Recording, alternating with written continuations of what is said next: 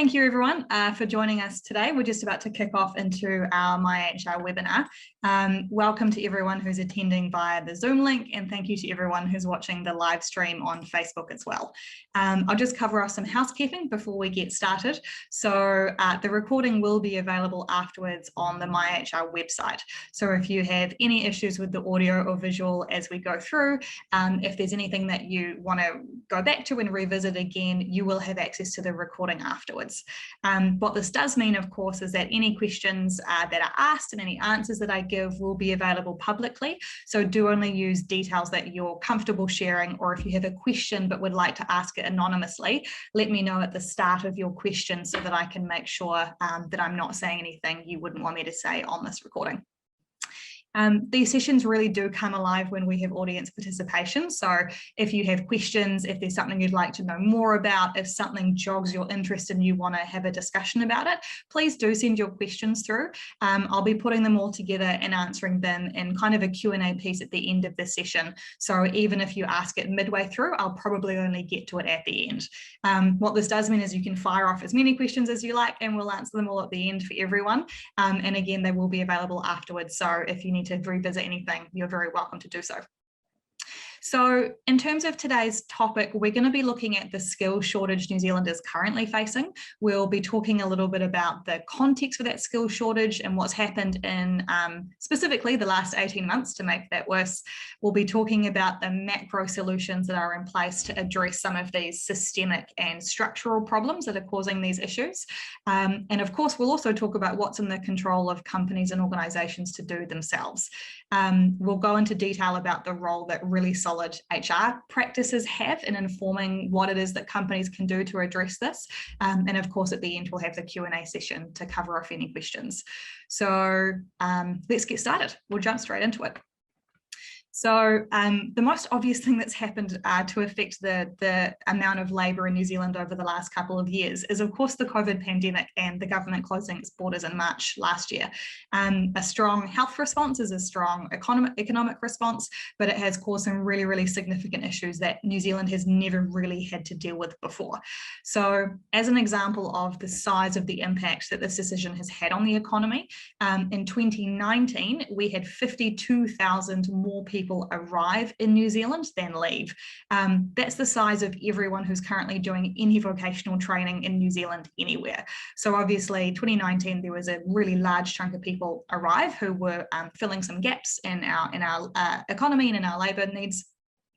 In 2018 and 2017, it was 48,000 people for each of those years. So over the space of 3 years, we had 150,000 odd people arrive in New Zealand with skills and experience to jump into our workplaces and make a mark on our economy. Now that we don't have that, that's 50,000 people a year fewer that we now can't rely on. And so we're having to think about other ways to make our businesses work and to make the economy work. The COVID-19 border closure was, of course, the most extreme and obvious tightening of the labour market, but this was exacerbated by a long history of underinvesting and kind of under-delivering on the training front. This is affected by things like DOE, where Kiwis or younger Kiwis will go off and spend some time overseas to get overseas experience and connections. The brain drain to Australia, that was a big topic in the 2000s. The Christchurch rebuild locally has put massive pressure on our tradies and on the number of people needed to work in those industries. The tech industry, as one example, has been developing faster, and we need skilled people quicker than our training and infrastructure has been able to keep up with.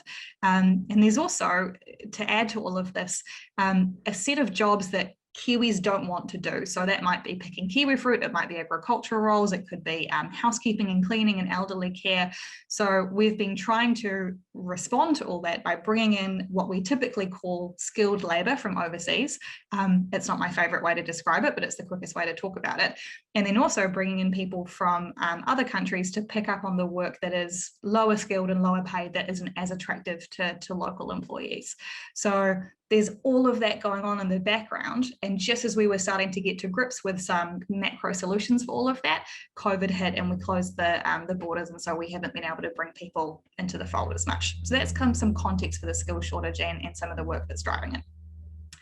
So what that leaves us with, and what we're all now trying to grapple with, is an economy that's doing better than expected after COVID, an existing labour shortage that was there already, no international hires to fill the gaps, macro solutions taking a really long time to make an impact, and upcoming immigration changes on the 1st of November that's going to squeeze that pipeline for migrant workers even tighter.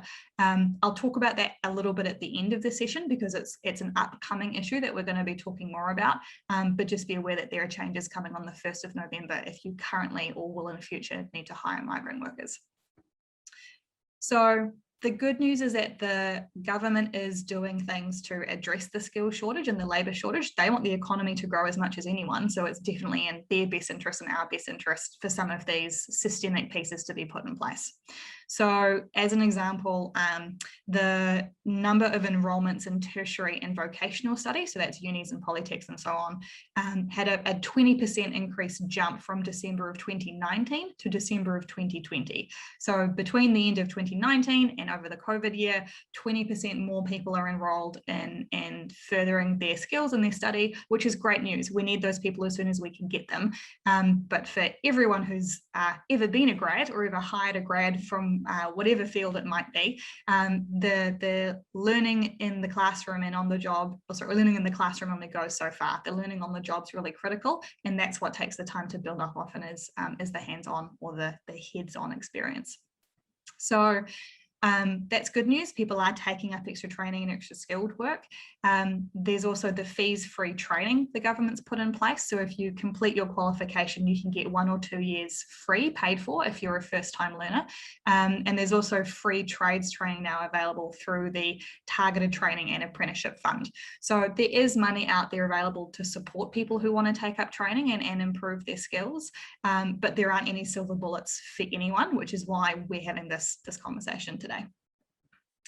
So what this all kind of boils down to for small and medium-sized businesses is that the size of the pool of labour and workers in New Zealand is probably going to remain the same for the next couple of years at least. We don't have it expanding with migrants, and we certainly don't have a major baby boom from 20 years ago that's about to hit. So the size of the pool of people who are looking for jobs and employable in New Zealand is going to remain the same. It will change quality and shape as people upskill and do more trades work, but that's going to take some time. It's not going to happen overnight. So what employers and businesses can control is how you position yourself to capture a bigger slice of that pool or a different quality slice of the people who are there. We can't tip more people in to hire from. We can only change and control the way that we organize and run our businesses so that we can attract and recruit and keep different kinds of people or more people in our business. The really good news is there's heaps to do in this space. It's something that small and medium-sized businesses have historically struggled with because this type of design work and thinking work and communication and effort does take time and energy. So there's a really cool opportunity here for businesses who can get it right, because it's something that we in New Zealand we're not always particularly good at. So there's some really cool stuff that we can do here, and that's the bulk of what we'll be talking about today. So we're going to be talking about what it is that you can do as a business to attract and recruit people who you want in your business, but also keep and retain people who you want in your business, because they're two sides to the same coin. If you have more people leaving, you'll need to be recruiting more people to fill those roles. So to drop the amount of recruitment you need to be doing, you also need to drop the amount of or the churn or the number of people leaving your business kind of during the course of the year. And the question you'll need to be able to answer clearly and succinctly and convincingly is why a candidate should choose a job with your company over a job with someone else. So if you, as kind of a guiding principle, work towards being able to answer convincingly, why should I take this job with you? Why should I take a job with ABC Limited over XYZ Limited? Being able to articulate that will be really, really critical in terms of attracting and recruiting the right kinds of people for your business. And it also gives you a really clear indication as to where you should be spending more of your effort and time in this space. So at a high level, the reasons someone would choose your business over someone else's business are pay, the type of work they get to do, their opportunities for development and growth, the culture and team, and the lifestyle they can lead while working for your business. So just again, pay, the type of work they get to do, opportunities for development, culture and team, so the people aspect, and then the lifestyle piece. I'll be breaking these down and talking about them in a bit more detail. And again, if you do have any questions or want to check anything, please do feel free to send them through and I'll bundle them up and answer them at the end. So we'll start with pay because it's the easiest one to talk about. Everyone understands the mechanics of paying someone more or paying someone less. So if as a business you can compete on salaries and wages, this is one strategy for keeping and retaining people. It's the most obvious lever to pull. Most people like earning more money than less money. It gives people the freedom to pay off their mortgages faster, to enjoy a more comfortable lifestyle, to pursue hobbies and interests that they have. It's a really obvious mechanic to increase the number of people that you can recruit. The difficulty is, of course, it's also the most expensive, and money for small and medium-sized businesses is one of the most scarce resources. So if you can't compete on wages and salaries, you won't need to necessarily. And obviously businesses who are able to compete on this dimension are going to stand a little bit above the rest of the pack to start with, but it's certainly not the only thing people look for. And there's plenty of research to back up the fact that people are looking for more from their jobs and from their employers than just a pay packet. So the first lever to pull is money. If you can compete on dollars, this is probably a good thing to talk about, but it's certainly not the only tool in your toolbox. So the second thing that would attract someone to work for your business over working for a competitor is the type of work that they get to do. Do you have really interesting projects that no one else in your industry is dealing with because you're the only equipment supplier for organic breweries in the country, as one example? Do they get to do really, really interesting work because of the scale of your business? Are you so large that you now need specialists doing really interesting work that they wouldn't get if they went to a smaller employer or one with less reach? Do you have really, really interesting systems that you have developed that don't exist anywhere else, which experts in their field would really love to come and get their hands on? So if you have work that is interesting, that is a really big sell.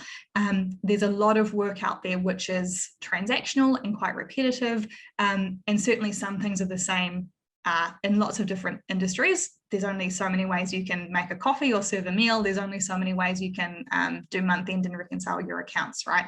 But if there is interesting work or projects or initiatives people can be involved in, this can be a really, really compelling angle to compete on, because people who get to do interesting work are happier and they do stick around for longer. Again, it's not the only obvious dimension, but if it is something you can talk about, it's really something you should be selling to your clients and to your candidates and to the market when you're trying to recruit, because people like doing interesting work for the most part. So this is something you can really promote, and if it's something you hadn't ever thought about as a compelling part of your employee kind of value proposition, it's one to really get in behind, because it can be quite a cool point of difference. The third reason people would choose to work for you over a competitor or another business is the development and growth opportunities that are available for them. So do you have really, really structured performance reviews with really clear development plans? Are there really clear pathways to promotion like they are for some of the professional services? So for accountants or for lawyers or for HR professionals, there tends to be a reasonably clear set of roles to progress in the industry. So can you offer that progression?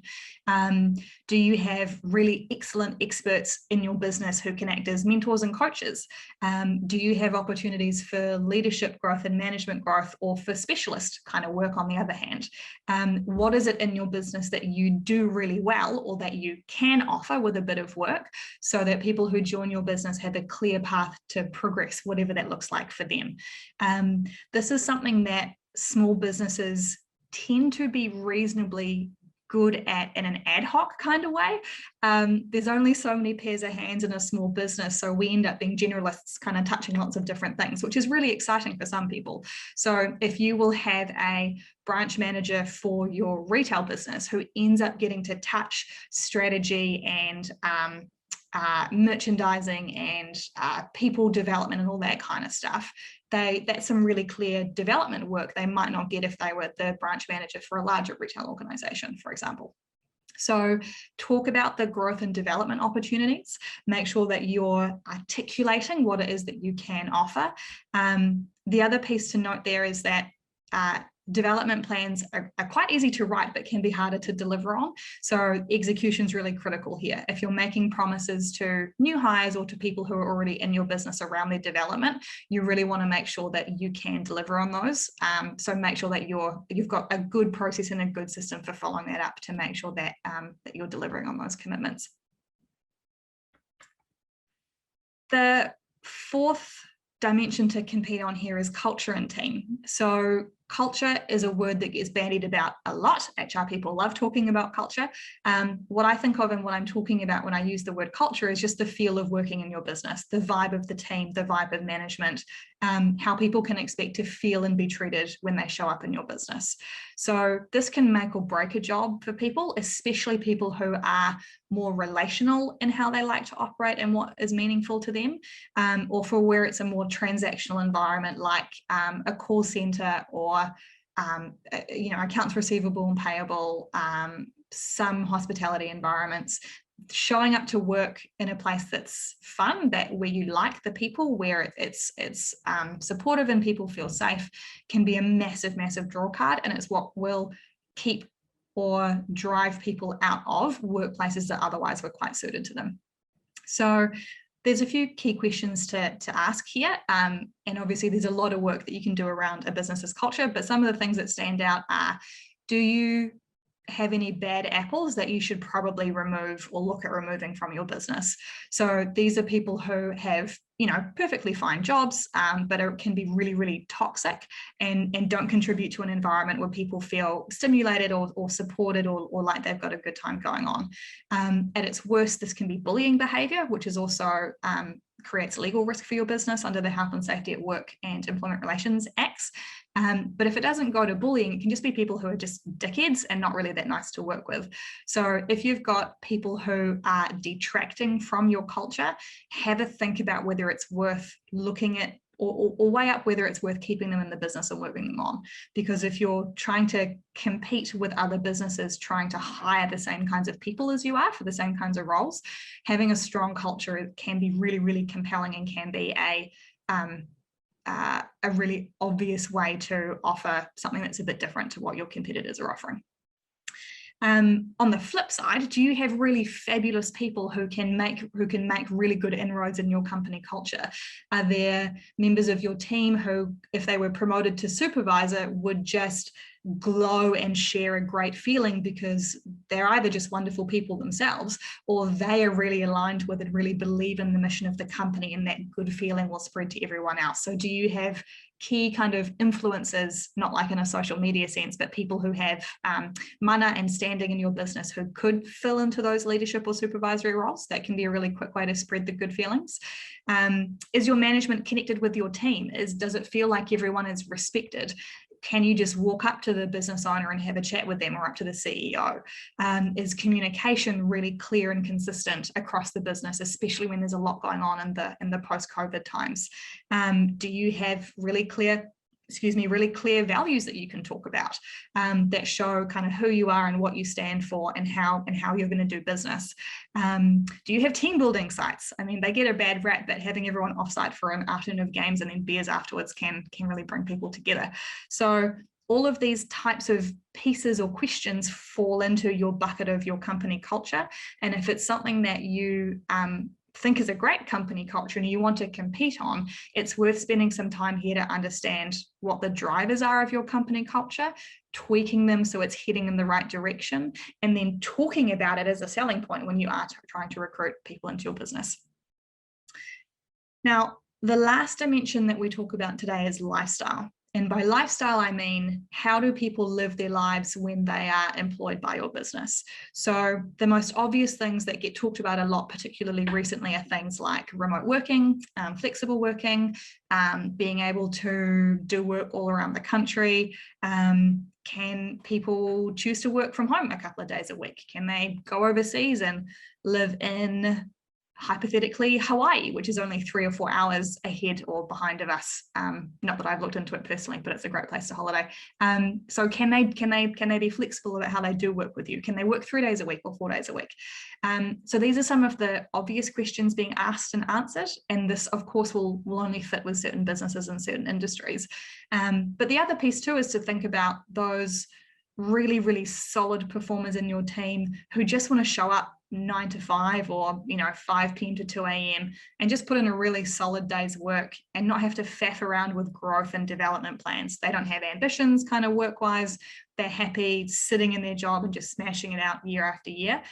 This might be because they have other hobbies and commitments. It might be for family reasons. It might be because they are just really happy with the way that their life is going and don't want change. So do you have options for people who want more flexibility, whether that's hours of work, whether it's location, whether it's just being able to show up and get some shit done and then not have to worry about it later on, but making sure that you're catering to different lifestyles can be a really easy and inexpensive way to show a bit of a point of difference. There was some research that came out from Australia, I think it was before COVID, where it was something like 60% of people were looking for flexible work from their next job. So that's 2 in 3 people who want some sort of flexible working as an option in their workplace. I'm doing this webinar from Tauranga rather than our office in Avondale because I'm down here with a client this week. So where you can support that type of flexi working, that can be a really, really quick way to support people who want different things from their lifestyle than might have been traditional in the industry of work. So that's a really, really quick blitz through all of those different dimensions you want to be competing on. So just again, it's pay. Are you competing on dollars and salaries and wages? Projects and work type. Are you competing with really interesting work that they can't do elsewhere? Do you have really excellent development opportunities, whether that's structured or ad hoc? Do you have a great culture and team? So the vibe of coming to work is really attractive. Or do you have options which support different types of lifestyles in your business, whether it's flexible or people just wanting to sit in and really get some work done over the next few years? All of that leads up to, again, knowing the answer to the question, why do people want to come and work for your business? As a candidate, why should I choose your job offer over someone else's job offer from a different company? Being able to answer that question will help you recruit and hire for people who are going to fit your business. It's because you know exactly the product that you're taking to market, which sounds really weird, and HR people don't often talk in economic terms, but you are selling a job and a company and a plan to employees who are going to join your business. So once you know what that product looks like in terms of what you're trying to compete on, you can then really clearly talk about it when you are trying to hire people. And by talk about it, I mean in your job ad, you can start off by selling the cool things about working for your company, whatever they might be. When people come into the business for interviews, you can then have conversations with them about why ABC Company Limited is different and kind of what it is that you do that makes you special. It becomes really easy to play to your strengths in that regard, rather than making the mistake of trying to be everything to everyone and competing on all 5 of those dimensions, which is really hard to do. Or just kind of not knowing where to start and trying to contort and twist yourself into fitting what one particular candidate wants. Well, they're one particular candidate, they're not the entire market. So you need to be looking at strategies and systems that are going to be sustainable rather than just trying to secure one shiny person. The other piece there too is once you know what it is that sets your company apart, you can play to those strengths. If you decide that you can't compete on higher salaries and wages, and again, many businesses can't, you can decide to put a bunch of time into your development plans and building interesting work programs for your employees, for example. So you just never have to answer the question, do we want to be paying 15%, 20% above market rates? Because you know the answer is no. You just focus on what it is that you guys are good at so that you can, secure the best people for your business. We're nearly at halfway, and I wanted to leave some time for questions and making sure that we've got a robust discussion going on. So I'll just talk on that last point around what HR tools you have to help drive some of this change and make sure that you are hiring the right people. So the easiest way to not have to recruit people is to not lose them in the first place. Some churn and some new blood in any business is normal, and some of it's quite healthy actually to get kind of newer people showing up. But if you're losing good people who you would love to have kept in the business, it's really important to understand why they're leaving. And most of the time it will be for one of or a combo of those 5 reasons. Sometimes shit happens and, there might be a bereavement or a change in family circumstances that you couldn't ever really have accommodated for. But it's surprising how much is often in your control to have done something different about if you had wanted to do something about it. So where really good HR processes come into place is they help address all of these different questions.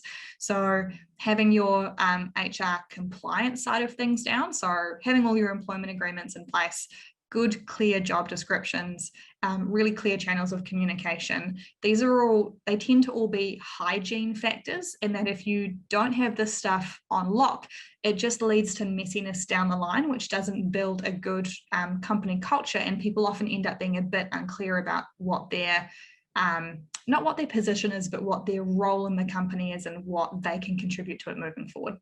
So the compliance side is important.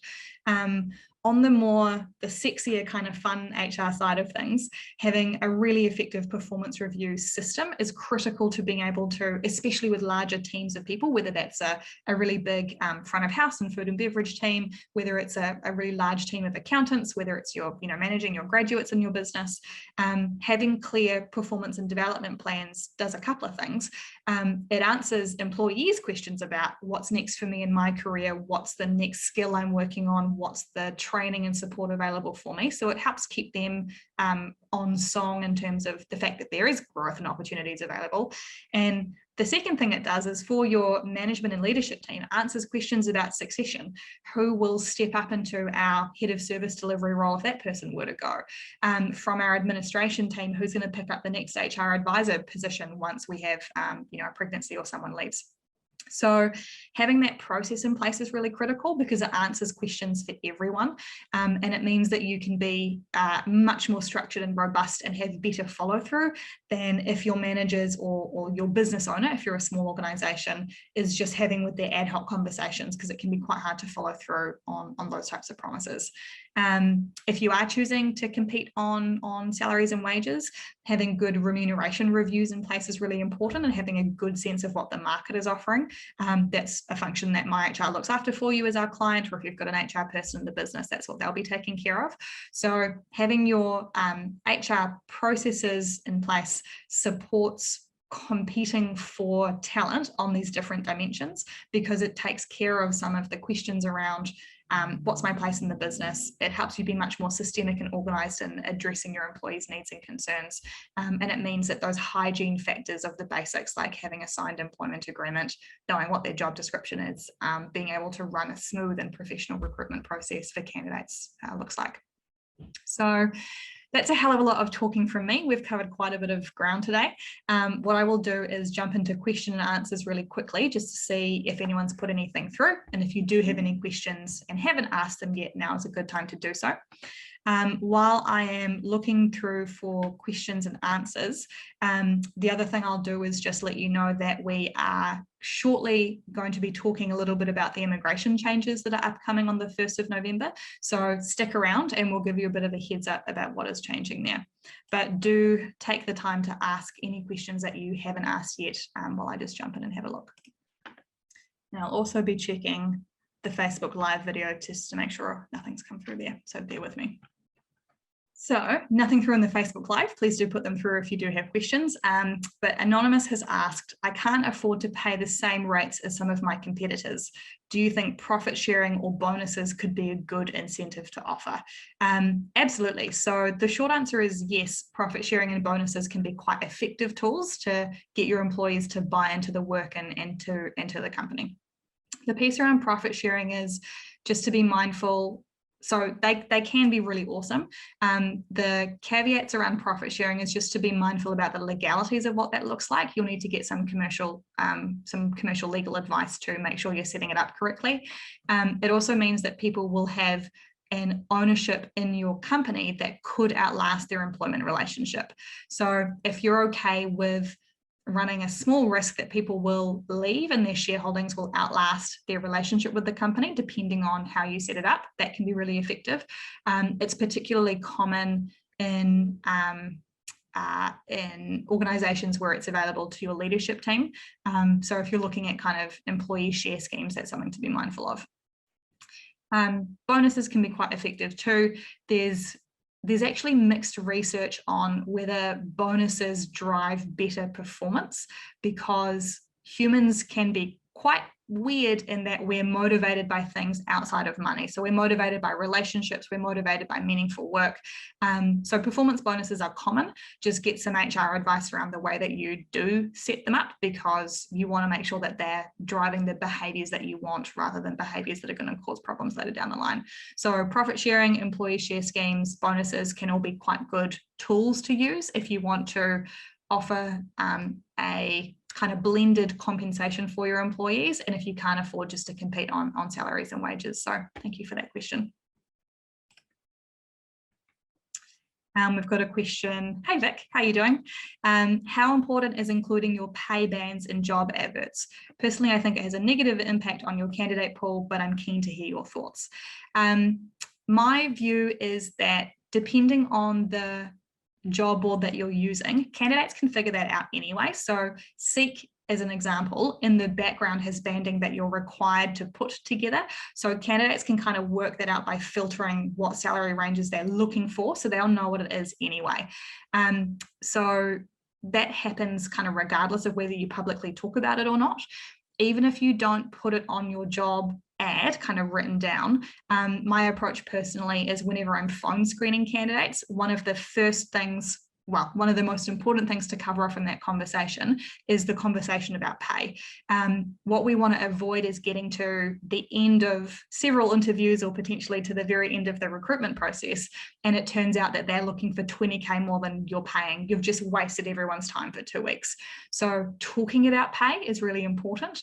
If you're not on the same page about pay, try and understand whether it is a deal breaker or not, and if there are other things that are as meaningful to them. So flexible working kind of comes up as a key example. So if it's not on your job ad, that can kind of be 6 of one, half a dozen of the other. What's important is making sure you are on the same page quite quickly, so you don't go down your recruitment pathway and end up wasting people's time. Cool. Anonymous has asked, what can you do if a key leader is contributing to toxic culture? This is $1 million question, Anonymous, so thank you very much for asking. Businesses need to decide whether the results that that leader is delivering is worth the toxicity that they're bringing to the company. Most of the time, the answer will be no, although it tends to be in kind of long-term payoffs and costs rather than immediate kind of financial benefits. So if you have someone in your business who is toxic, and this can look like a number of different things, it can be someone who's always really negative, is kind of a bit of a downer Dan or a downer Debbie. It can be someone who's really aggressive and abrasive and hard to deal with. That can become bullying behavior if it's targeted towards one employee or a group of employees. So where there's bullying behavior, you have legal obligations to address it, because bullying is recognized as a hazard at work. So in that sense, you want to really keep a close eye on it, because you just run the risk of quite serious legal repercussions if you don't address bullying behavior. Beyond that, no one wants to work for a toxic boss or a toxic manager. People will leave jobs really, really quickly when their own manager is the person bringing the attitude to work. It also then becomes a bit of a question of integrity.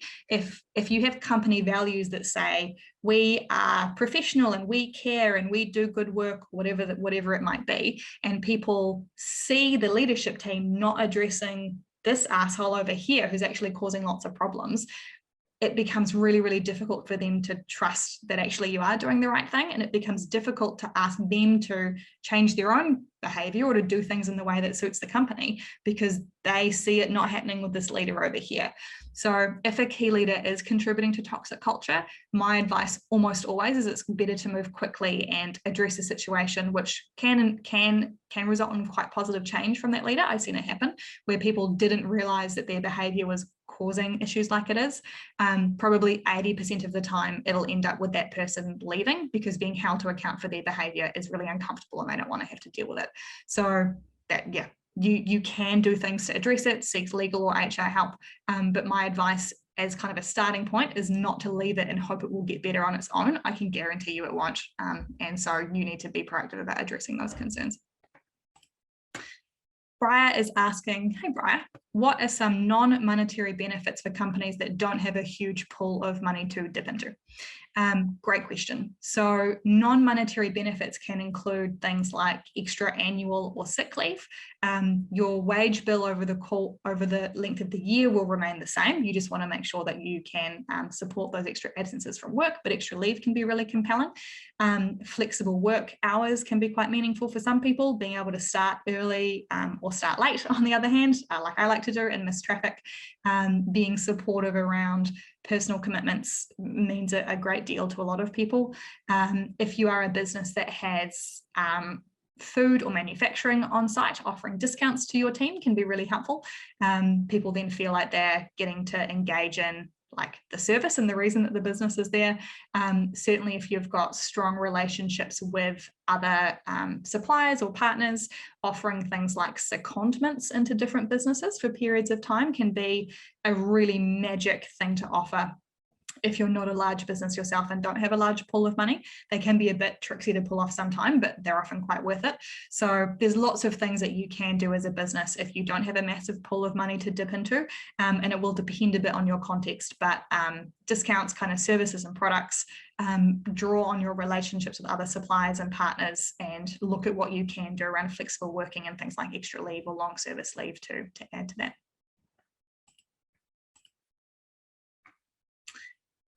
Eddie is asking, new sick leave changes are coming. Some staff take all the leave, some staff take none. How can I be fair as an employer to reward healthy staff? This is quite a tricky question, Eddie, so drop me a message afterwards if you'd like to hear more. Basically, the law is really clear that we can't punish people for being sick. It's why sick leave is provided. Kind of shit happens and people get colds or they, break an ankle or their partner is sick or their parent who depends on them. So people are allowed to take time away from work for being healthy. Allowed to take time away to be sick or to care for people who are dependents and who they need to look after. What I've seen work before are things like, it's almost like a sticker chart for adults, but attendance bonuses. So if you have absenteeism in your business is causing problems, putting in place a scheme to reward people who do show up for, let's call it 100% of shifts over the course of a quarter or 98% of shifts over the course of a quarter, can be helpful in transactional environments. So I'm thinking manufacturing, again, call centers, some hospitality environments, that can be really effective. Where you have absenteeism in environments that is not related to health and well-being or to sickness, having a personal conversation with that person is always a really important place to start. We all have things going on in our personal lives. After last year, especially, more and more workers are burned out and struggling than ever. So in terms of, I would maybe suggest flipping that framing from rewarding healthy staff to supporting the well-being of your staff so you get as many people showing up to work in a frame to get work done as possible. Anonymous says, I have a couple of people who are contractors. One is on a working holiday visa, which has now been extended until Feb 2022. He seems very relaxed about this, even though he said he does want to stay in New Zealand. Do you think moving him onto a permanent position now would be a good idea? He seems to want to wait. There's a couple of layers to that question, Anonymous. The first is whether you want him as a permanent employee. If you don't, then don't offer him the role. If you want to bring him into your business, it'll be a lot easier to do that now than after 1 November. So have a think about the immigration changes, and again, get in touch for a specific chat about that. But if you're looking at bringing someone into the business who is a migrant, then now's the time to do it rather than in a few months. In terms of benefits otherwise, there's kind of nothing major that would stick out apart from the ever-present risk that a contractor is being misclassified as an employee when they shouldn't be. So I would say if you want him in the business as an employee and he wants to be in the business, moving now is going to be easier than after 1 November. But otherwise there's not, I wouldn't think immediately there'd be any pressure to do so unless you're in some quite specific circumstances. Anonymous asks, I've previously brought in a large majority of my staff from overseas, as candidates with the appropriate skills are difficult to find in New Zealand. What are your feelings about trying to find candidates within our travel bubble, for example, from Australia? And what's the best way to recruit people from over there? I've put an ad on Seek, but it will probably only appear to people searching for jobs in New Zealand. Finding people from Australia can be a really effective recruitment strategy. The risks to bringing them over will be the same as your experience with bringing people overseas from before. So relocation can be a bit of a challenge. If people are moving away from family and friends, that can be a bit of a shock. New Zealand's similar to Australia, but we aren't the same. So there is still the culture shock of, people walking around supermarkets in bare feet and that kind of thing. So those risks remain the same. I think it will be easier to bring people over from Australia, given there is the travel bubble at the moment, and given New Zealand has so far escaped with fewer lockdowns than Australia has done, and touch wood, making sure that continues. The other piece to that is that employees from Australia who come over are a bit less likely to be as committed to their employer as employees from other countries, because it's a lot easier for Australians to come and go. They're not as dependent on visas as work migrants from other countries are, so there's that to consider. In terms of trying to recruit people from over there, if it's a specialist role, I would talk to a local Australian recruiter quite quickly, just to get a sense of what the market's like, what pay you might want to be offering, anything else that's kind of happening in that market right now. Seek has an Australian site. In terms of where you would be best to advertise, I think you would still be best to advertise on Seek New Zealand, but like you say, it will only show up to people looking for jobs in New Zealand. You might also want to consider Indeed, which is one of the world's largest job boards. Just be prepared to get an influx of candidates from quite different countries because it's multinational.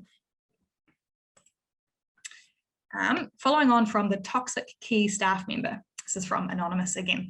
What happens if that person is popular with the customers and some staff, however, they're very rude to the boss and manager as they think they are indispensable to the team? My answer from before remains: toxicity needs to be dealt with sooner rather than later, and it just causes ongoing problems for a long time if not addressed. You as a business will need to ask the question, do we care more about the customer's feelings and about some staff than we do about their behavior in the business? And also what impacts it has on your team to see them being rude to the manager and being rude to the boss. That's not good behavior that you want to see. People are capable of change, but not everyone wants to change or is capable of the change that's required. So in my view, I would be moving them on, but it is always a nuanced question given that you're weighing up, like I said, those good kind of tangible immediate results and the fact that customers like them versus behavior that isn't really acceptable in the business. Cool. Anonymous asks, we have a terrible culture at our company and the manager and owners just stick their heads in the sand. How do we get them to realize this? There is preferential treatment, not based on performance, and it's clear to everyone. How do we change this? my very cynical non-HR answer is you're probably better to look at leaving that business sooner rather than later. It's incredibly hard to get change to occur when your management team and the business owner or boss isn't on board with it. If they are sticking their heads in the sand and not dealing with it, I would, and you want to give it a go, I would have a think about how you can communicate it to them in a way that matters. So if your boss or your business is very heavily results driven, see if you can pull up some examples and some data around the preferential treatment and the culture issues impacting the bottom line. So that might be the cost of what it takes to recruit and train people who are leaving your business because of the terrible culture. So putting some dollar figures to that can be quite effective. The other thing there is if you can demonstrate that, you might have an NPS score that you use with customers or internally, if you can pull the results from that to show that this terrible culture is having an impact on these numbers, that can be really helpful. So those are some examples of things I would use to try and influence a results-driven manager. If you have a manager or an owner who is relational, they're kind of more of a people person, maybe care more about the human side of things and the result side of things, talk to them about the relational aspect. Talk to them about how people are feeling disappointed and let down because of the culture and the way that people are getting treated. The preferential treatment piece is often a part of an uncomfortable or a bad culture, so it's not surprising to see that in there. You might not be able to answer this question, but if it does verge into discrimination, so let's say only Pākehā, only white people are getting promotions and the Asian members of the business aren't, if you're only seeing women getting flexible working hours and men not getting flexible working hours, anything like that actually carries quite serious legal risk with it, so drawing their attention to that. But I would give it a go to draw their attention to the problems that it's causing rather than just, I don't like it, go, here is the impact it's having on the business, however you want to try and communicate that. And if you can get them to engage in it, then that's really good. If you can't, then you can only control what you can control, and what you can control is whether you stay with that business or not.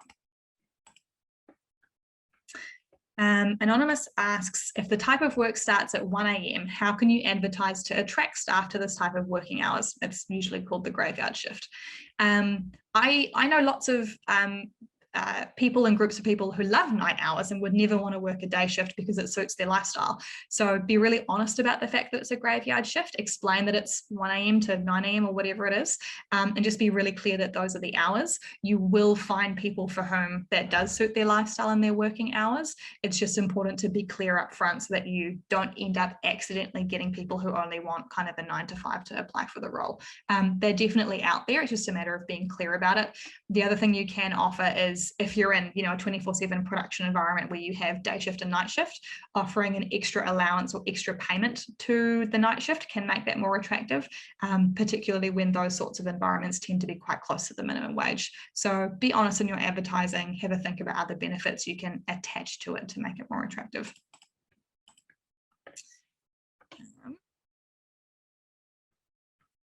Cool, a few different questions here.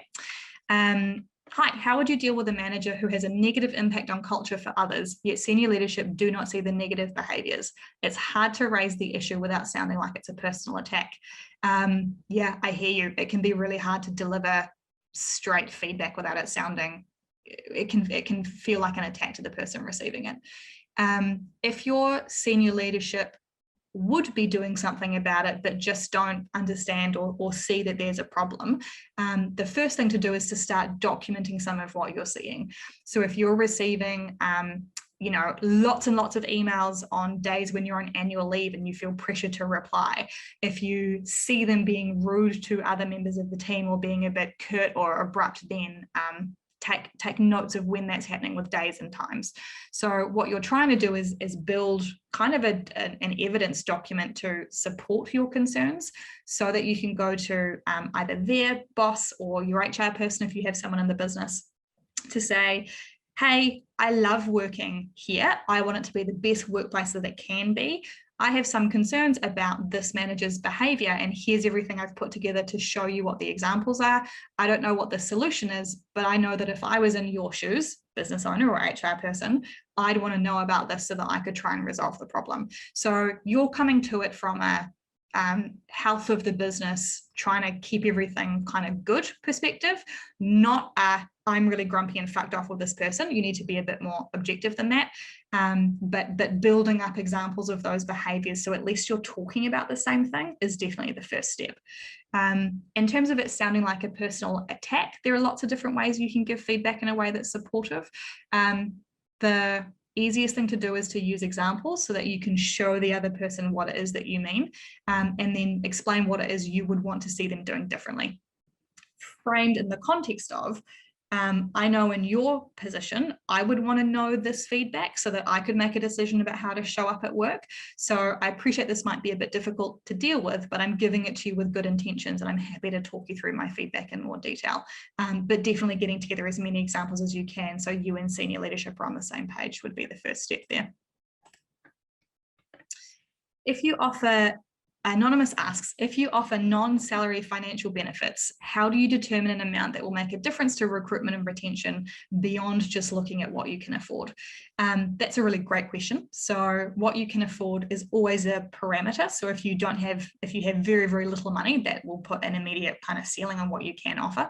The best thing to do is to talk to your people. So if you have exit interviews, you can go back through those and look at what people have said or have talked about as reasons for leaving before. So if there is a really clear trend that everyone who leaves your business is going to someone else with health insurance, which you don't offer, that's a really clear indicator that maybe health insurance is a benefit that would have made a difference to retention in the past. So you can look at that information. And if you don't do exit interviews, start doing them. They're really, really helpful.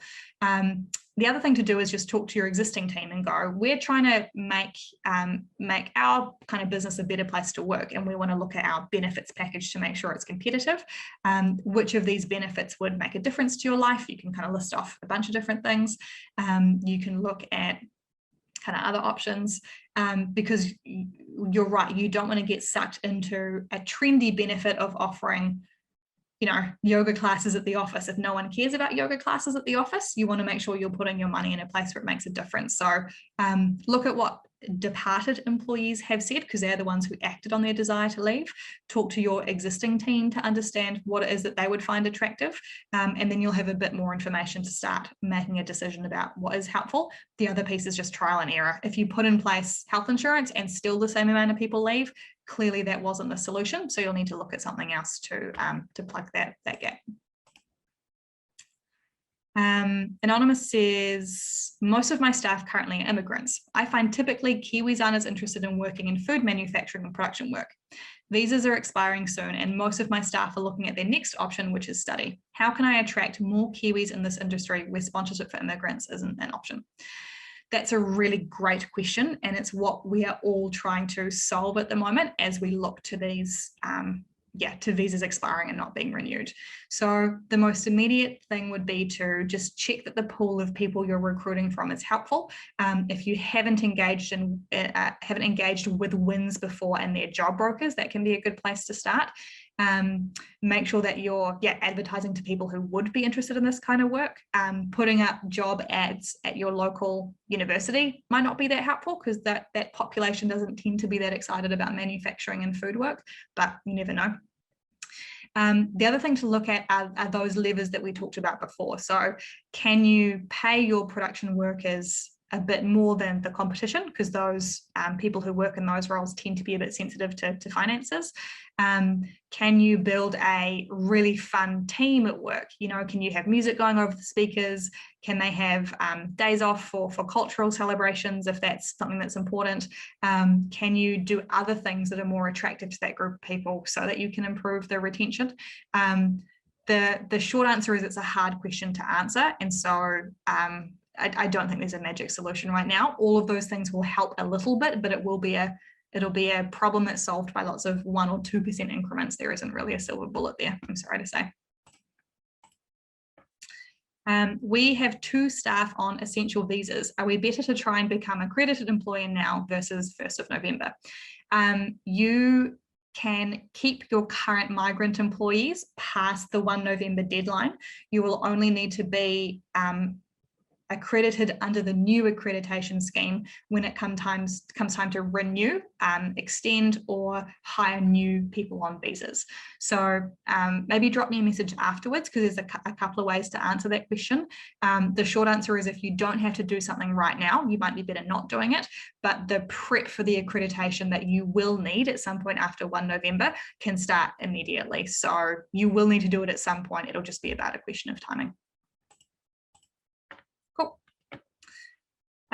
If employees have complained about a toxic leader, but have said they do not want to give formal feedback or for the toxic leader to know, what can be done? This is a really common issue we face when people are worried about someone's behavior, but are kind of worried about retribution. So the first thing to ask is, probably as part of a bigger question, is why don't they trust the business to keep them safe? And there'll probably be a number of different answers to that question. So it's just a piece to think about. Where an employee is raising concerns that aren't just this person is a bit of a dickhead, but this person is engaging in behavior that is dangerous from a bullying or a health and safety perspective, you can, I don't always advise this, but you can actually override their request to keep their feedback private and do something about it. Reason being is you have really, really clear health and safety obligations. So if someone said to you, I saw Sylvie on the scaffolding yesterday and then climbing up and cleaning the windows on that building, but she wasn't using her harness. Oh, but I don't want you to tell her about it. That's not a thing. You can't opt your employer out of acting on information relating to health and safety when it's a genuine health and safety issue. So depending on the behavior, you can sometimes override their choice to do something about it, but it's kind of limited to certain circumstances, and you have to make really, really sure that you're keeping that person safe and not creating risk for them at work. The other piece is to basically try and coach and coax them to put their name to concerns. This feels really scary, but it can be done. It's just about building a relationship with that person and letting them know that you will be keeping them safe at work. The third option is to tell them if they don't say something, nothing will improve, and to then get them to stop talking to you about it.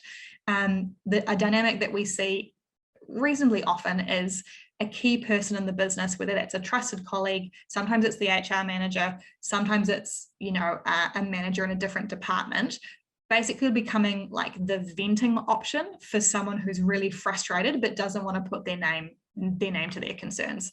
The trick is to, if they aren't going to put their name to concerns and you've kind of given them a space to be heard and listen to their feedback, you need to stop them coming and talking to you, because unless they do something about it, nothing's going to happen. And if they can keep just venting and then feeling a bit better, they will keep doing that for years, because it's easier than the uncomfortable thing, which is to actually step forward and go, I'm unhappy with Sylvie's behavior or my manager's behavior or whatever.